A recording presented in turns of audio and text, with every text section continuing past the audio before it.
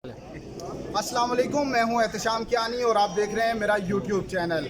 नाजरीन, शहबाज गिल को आज एक बार फिर इस्लामाबाद की मकामी अदालत लाया गया। जुडिशल मजिस्ट्रेट राजा फ़ारूक अली ख़ान की अदालत में पेश किया गया। शहबाज गिल को एम्बुलेंस के ज़रिए अदालत के बाहर लाया गया और शहबाज गिल के वकील ने अदालत से ये इस्तदा की कि वो पैदल चल कर अदालत नहीं आ सकते, सीढ़ियाँ चढ़नी पड़ती हैं, तो पुलिस को हुक्म दिया जाए।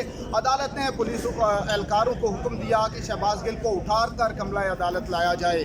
अब आज की जो समाअत थी उसके बाद फैसला ये हुआ कि शहबाज गिल का जिस्मानी रिमांड मुअत्तल किया जाएगा और उनको पिम्स अस्पताल एक बार फिर से मुंतकिल किया जाएगा, जहां उनके मज़ीद टेस्ट और तिब्बी मुआयना किया जाएगा, क्योंकि अदालत ने यह करार दिया है कि शहबाज गिल मुकम्मल तौर पर तंदुरुस्त नहीं है।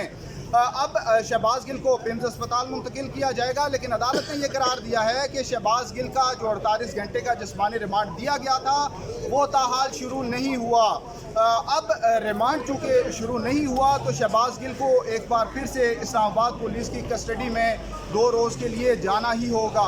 सीनियर सहाफ़ी मतीउल्लाह जान साहब हमारे साथ मौजूद हैं। मती साहब, क्या कहते हैं? आज तो ये तय हो गया कि शहबाज गिल एक बार फिर से 2 दिन के लिए इस्लामाबाद पुलिस की हिरासत में जाएंगे। इससे पहले वो इल्ज़ाम लगा रहे थे कि उन पर तशद्दुद किया गया। तशद्दुद मेडिकल रिपोर्ट में गो के नहीं आया, लेकिन उन्होंने तशद्दुद का बारहा इल्ज़ाम लगाया है। क्या कहते हैं? देखिए, आज के हुक्म से ये वाज़ेह हो गया है कि जो पुलिस रिमांड 2 दिन के लिए दिया गया था उस पर अमल नहीं हो सका, क्योंकि शहबाज गिल जो हैं वो हस्पतालों के चक्कर लगाते रहे हैं और उनके टेस्ट होते रहे हैं। उनकी मेडिकल रिपोर्ट जो सामने आई है उसमें तो उन्हें सेहतियाब करार दिया गया है, मगर राजा फ़ारूक जो जुडिशल मजिस्ट्रेट हैं उन्होंने इस बात की निशानदेही की कि पुलिस को खुद भी यकीन नहीं था कि वो शहबाज गिल मुकम्मल तौर पे सेहतियाब हैं, इसलिए वो उनको ऑक्सीजन मास्क और ऑक्सीजन सिलेंडर के हमरा व्हील चेयर पर बिठा के एम्बुलेंस में लेके यहाँ पे आई थी।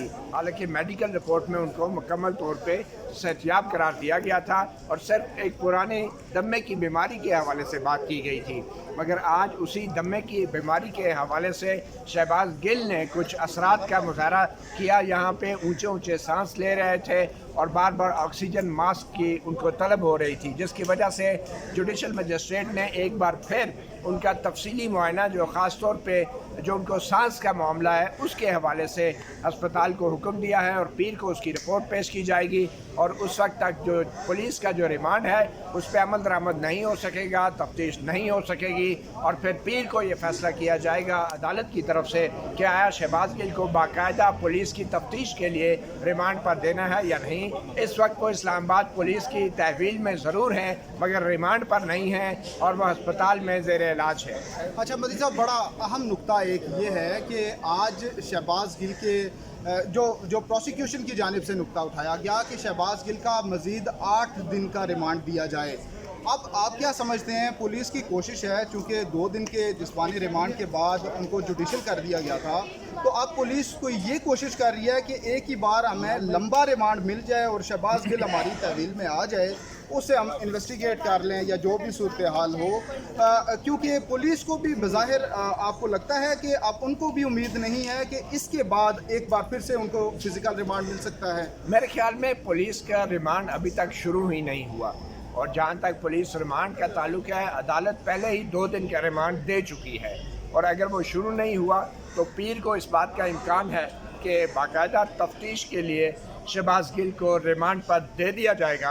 अगर उससे पहले खुदा न खास्ता शहबाज गिल की तबीयत या तो ज़्यादा ख़राब ना हो गई या फिर शहबाज गिल ने आज खुद ही उसको ख़राब ज़्यादा ज़ाहिर ना करना शुरू कर दिया, तो ये अब पीर तक शहबाज गिल की तबीयत कैसी रहती है या वो खुद क्या सोचते हैं और क्या करते हैं, इस पर डिपेंड करता है कि पीर को क्या होगा। मगर 8 दिन का रिमांड मिले या ना मिले, वो जो 2 दिन का रिमांड है वो मुअत्तल है, अभी मनसूख नहीं हुआ।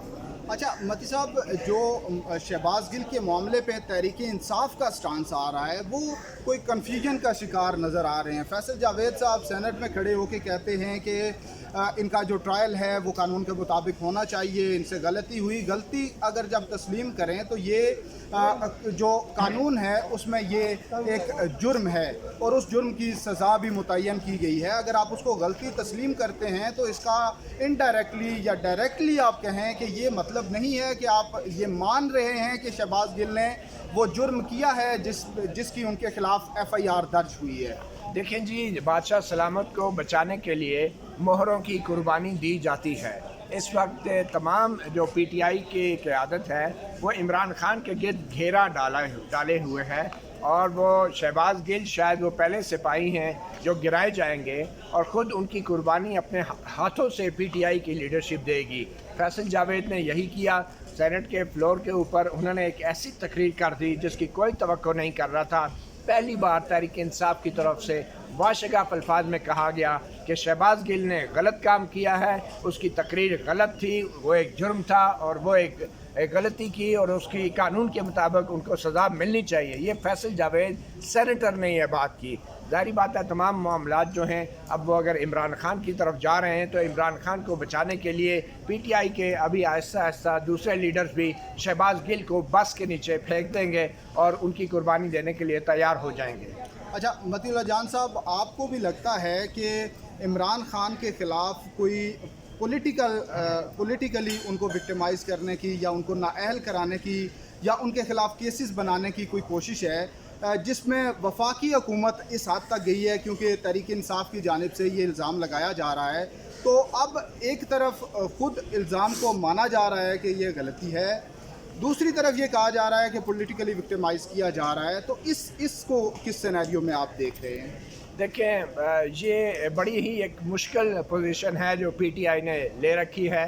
PTI یہ مانتی ہے کہ شہباز گل نے خطرناک تقریر کی ہے، بغاوت پہ اکسایا ہے فوج کے افسران کو، مگر دوسری طرف PTI یہ بھی کہتی ہے کہ عمران خان کا اس میں کوئی عمل دخل نہیں ہے، اور شہباز گل کو تشدد کر کے عمران خان کا نام ان کے منہ سے نکلوایا جانے کی کوشش کی جا رہی ہے. تو میرے خیال میں PTI جو ہے بڑی مشکل پوزیشن میں ہے. اگر وہ شہباز گل کی قربانی دیتے ہیں تو اس بات کا امکان ہے کہ شہباز گل جو ہے وہ پھر سب کچھ صاف صاف بتا دیں، جس کا نقصان براہ راست عمران خان کو بھی ہو سکتا ہے. جہاں تک نااہلی کا تعلق ہے تو اس ملک میں تو ماضی میں بھی بہت کچھ ہوتا رہا. جس طریقے سے 2018 میں وزیر اعظم کو نااہل کروایا گیا سپریم کورٹ کے ججوں سے، تو یہ تو پھر ایک کچھ ڈیوٹی مجسٹریٹ ہیں یا ہائی کورٹ کے کچھ ججز ہوں گے. جو معاملہ جو ہے ابھی الیکشن کمیشن میں جیسے گیا ہے توشہ خانہ کا، تو اگر نااہلی کا معاملہ نااہلی کی طرف بات جاتی ہے تو ضرور جانی چاہیے، کیونکہ جو کچھ ماضی میں ہوتا رہا وہ اب بھی ہو رہا ہے. اور عمران خان جو ہیں وہ ابھی بھی یہ ماننے کو تیار نہیں کہ وہ پہلے خود ماضی میں حکومت کے خلاف سازشوں کے حصہ رہے ہیں. کل کی جو عمران خان نے تقریر کی ہے اس میں یہ بڑا انکشاف کیا ہے کہ PTI کی جو بنیاد رکھی گئی 1996 میں، وہ اس وقت سے پاکستان کے خفیہ ادارے کے ہم ساتھ تھے، اور خفیہ ادارے ان کو ایسے ایسے ڈاکومنٹس بتاتے تھے کہ جو حکومت کے خلاف کرپشن کے دستاویزی ثبوت ہوتے تھے. تو یہ تسلیم تو عمران خان کر رہے ہیں، اب آہستہ آہستہ اور کیا کیا تسلیم کریں گے، اور کیا کبھی وہ 2018 میں جو کچھ ہوا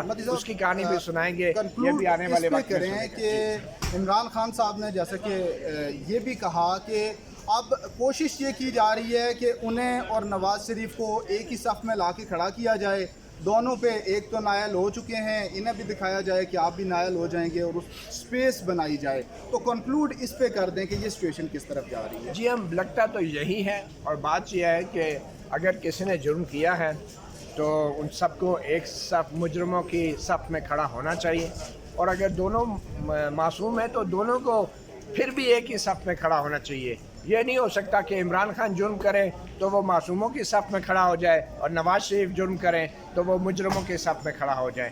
صف ایک ہی ہوگی. اب دیکھنا یہ ہے کہ اس صف کو ترتیب کون دے گا اور اس کے امامت کون کرائے گا جو بھی آگے ہونے جا رہے ہیں. بہت شکریہ مطیع اللہ جان صاحب. ناظرین، آپ نے ہمارا پروگرام دیکھا، اور اس پروگرام کو دیکھنے کے بعد ہمارا چینل بھی سبسکرائب کریں، اپنا فیڈ بیک بھی دیں، اور چینل سبسکرائب کرنے کے بعد آئندہ کی جو اپڈیٹس ہیں وہ آپ کو بر وقت ملیں گی، ان کو بھی دیکھتے رہیے. اللہ حافظ.